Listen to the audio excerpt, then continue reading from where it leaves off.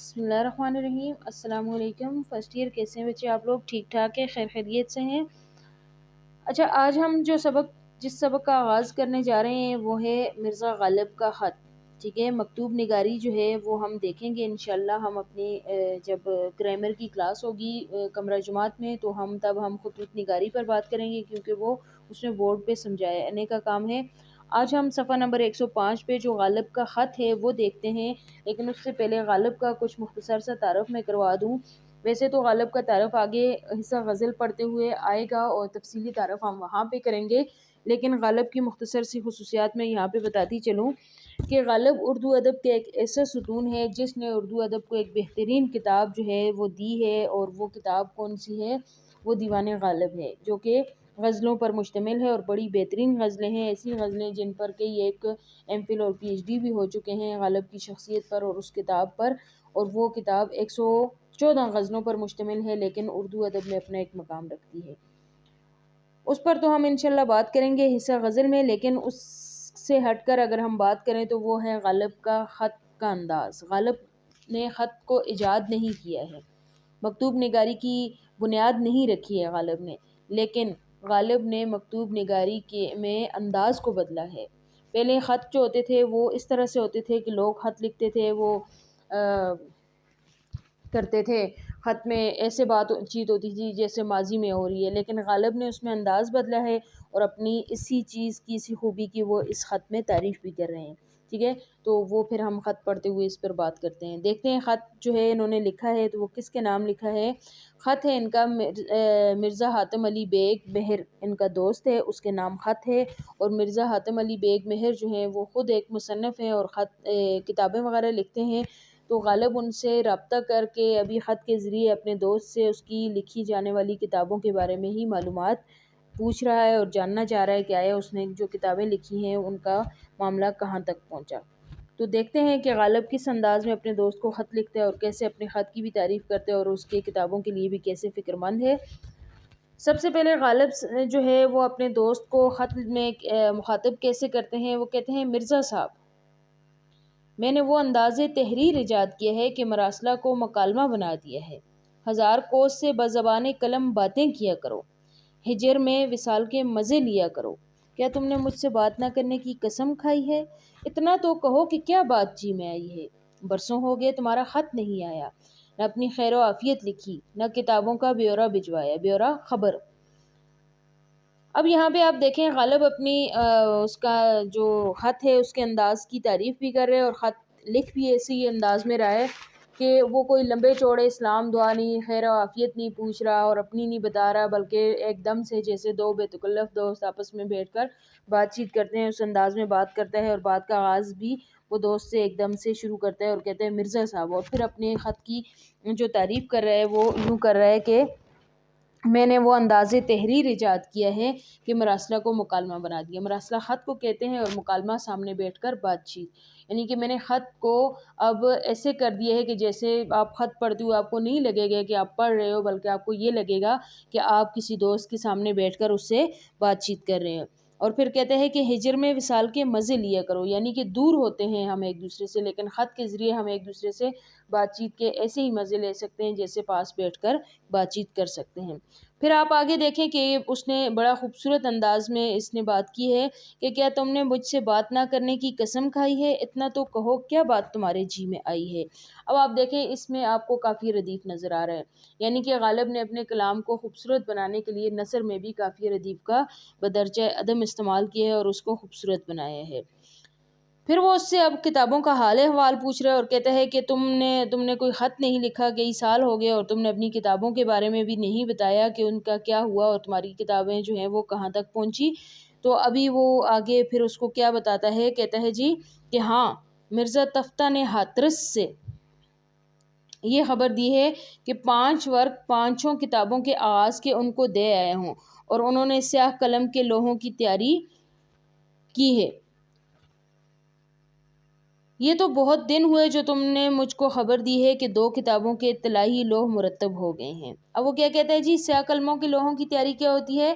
اب کہتے ہیں کہ ہمارا ایک جو تیسرا دوست ہے مرزا تفتہ، جو کہ ہاتھرس میں رہتے ہیں، اور ہاتھرس کون سی جگہ ہے؟ یہ اتر پردیش کا ایک ضلع ہے ہندوستان میں۔ اتر پردیش جو ایک ضلع ہے اس میں یہ ایک جگہ ہے ہاتھرس، اس میں ایک ان کا دوست رہتا ہے تفتہ۔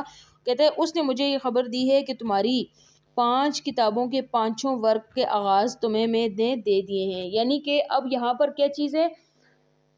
مرزا حاتم علی بیگ نے کتابیں لکھی، ٹھیک ہے، مصنف تھا، وہ کتابیں لکھی، لیکن جو مصنف ہوتا ہے وہ کتابیں بے شک لکھتا ہے، لیکن وہ ان کے ابتدائی جو صفحات ہوتے ہیں، دیباچہ جس کو ہم کہتے ہیں، وہ مصنف خود نہیں لکھتا ہے، ٹھیک ہے۔ دیباچہ ہمیشہ مصنف کا کوئی دوست، کوئی دوسرا مصنف، کوئی دوسرا رائٹر، کوئی دوسرا ادبی شخص، کوئی اور لکھتا ہے، ٹھیک ہے۔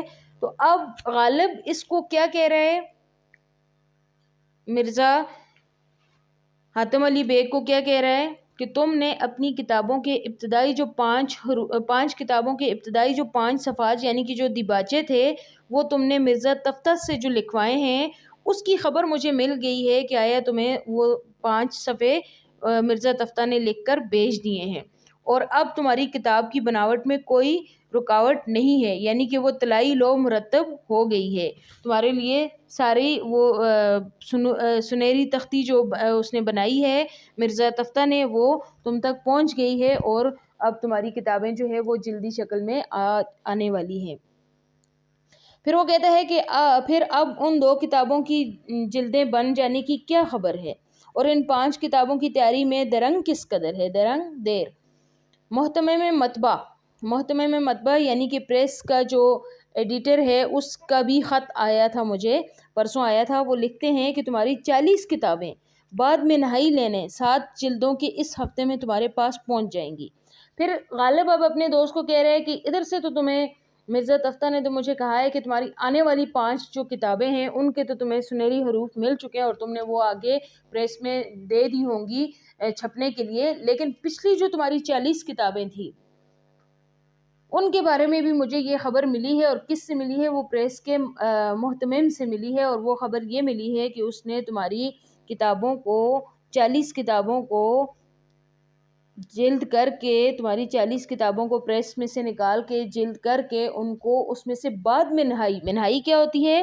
کم کرنا، یعنی کہ جو زکوٰۃ خیرات نکالی جاتی ہے، جو کئی ایک ان کو بھیجی جاتی ہیں کتابیں، کئی ایک اداروں کو بھیجی جاتی ہیں، کئی ایک لائبریریوں کو بھیجی جاتی ہیں، تو وہ کمپنی نکالتی ہوتی ہے ہمیشہ، تو وہ نکالنے کے بعد تمہیں جتنی تمہیں ملنی تھی جلدیں وہ تمہارے پاس پہنچ چکی ہیں۔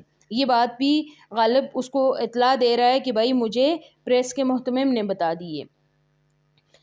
پھر کہتا ہے کہ ہر چند کاریگروں کے دیر لگانے سے تم بھی مجبور ہو، مگر ایسا کچھ لکھو کہ آنکھوں کی نگرانی اور دل کی پریشانی دور ہو۔ خدا کرے ان 33 جلدوں کے ساتھ یا 2-3 روز کے آگے پیچھے یہ 7 جلدیں آپ کی عنایتی بھی آئیں، تاکہ خاص و عام کو جا بجا بھیجی جائیں۔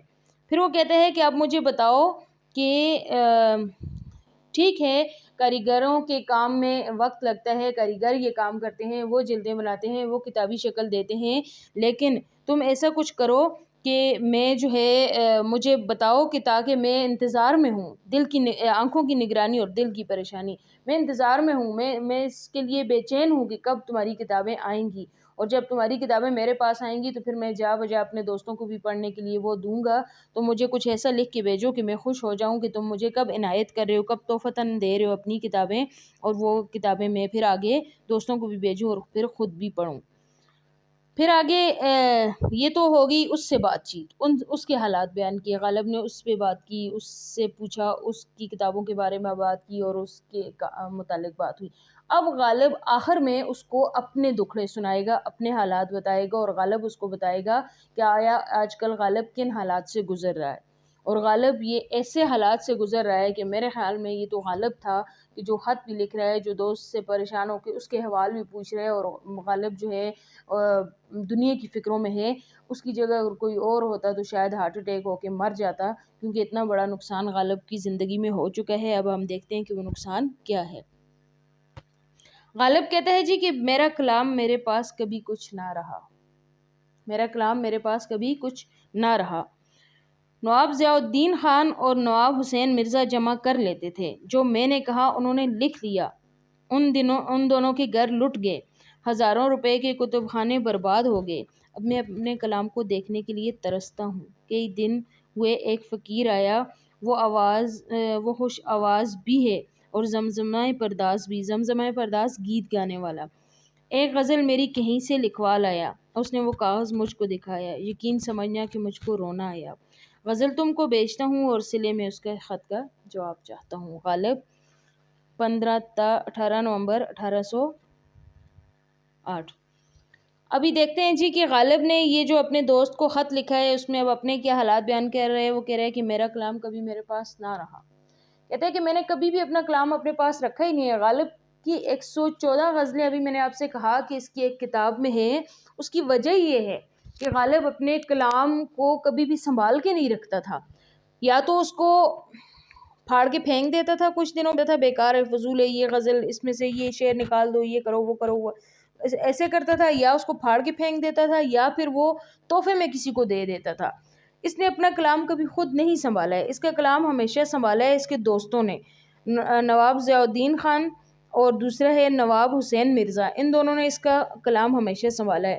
لیکن ابھی ہوا یوں کہ جو اس کا کلام سنبھالنے والے دوست تھے، بائی چانس دونوں کے گھروں میں چوری ہوگی، اور دونوں کے گھروں میں چوری میں چور کیا لے کے گیا؟